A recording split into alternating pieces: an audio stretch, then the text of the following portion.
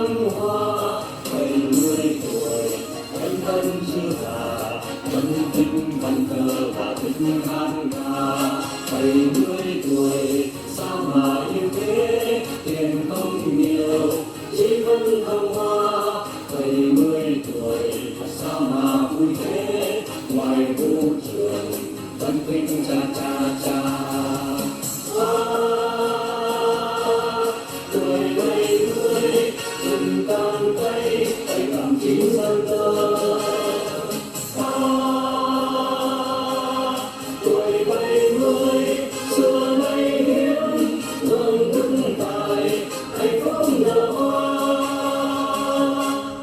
70 tuổi vẫn chưa già, vẫn thăm trăng sao và vẫn ngắm hoa. 70 tuổi vẫn chưa già, vẫn thích văn thơ và thích hát ca. 70 tuổi sao mà yêu thế, tiền không nhiều chỉ vẫn thăng hoa. 70 tuổi sao mà vui thế, ngoài vũ trường vẫn thích cha cha cha.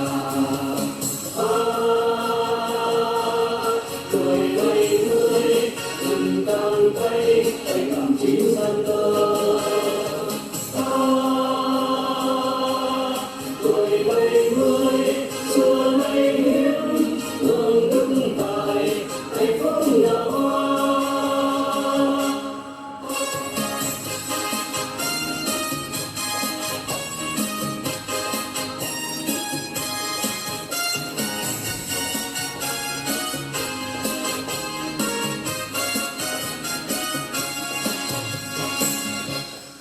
Bảy mươi tuổi vẫn chưa già, vẫn ngắm trăng sao và vẫn ngắm hoa.